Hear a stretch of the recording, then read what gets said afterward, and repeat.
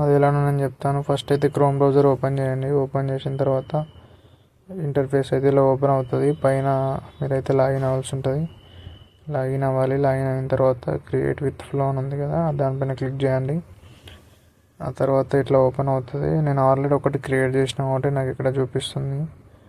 So మీరు new project పైన click చేయాలి.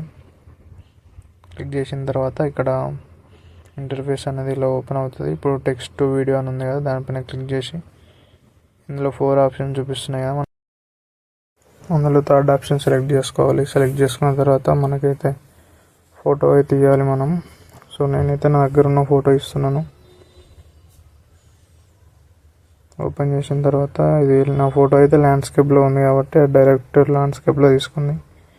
నార్మల్గా ఒకవేళ పోర్ట్రేట్ పెట్టి చూద్దాం, తీసుకుంటుందో లేదో చూద్దాం. ఒకసారి నేనైతే పోర్ట్రేట్ చేస్తున్నాను. ఇప్పుడైతే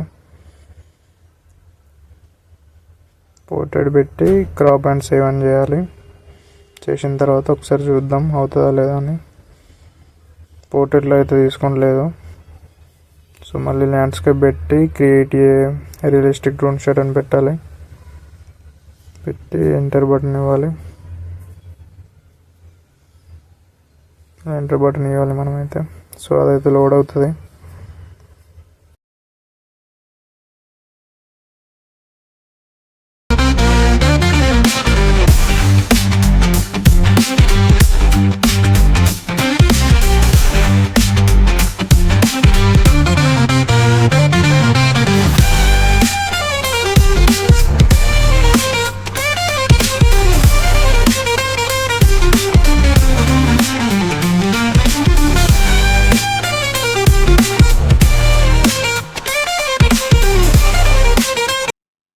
సింపుల్గా ఇది మాత్రం మీరు డౌన్లోడ్ చేసుకోవచ్చు. బ్యాక్ వచ్చిన తర్వాత జస్ట్ దానిపైన ప్రెస్ చేస్తే ఒరిజినల్ సైజ్ డౌన్లోడ్ అని అవుతుంది. డైరెక్ట్ డౌన్లోడ్ చేసుకోవచ్చు. ఇది డైరెక్ట్ మీ గ్యాలరీలోకి అయితే సేవ్ అయిపోతుంది వీడియో. సో మీరు ఏ ఫోటోనైనా కూడా మీరు ఇలా ఎడిట్ చేసుకోవచ్చు డ్రోన్ షాట్ లాగా.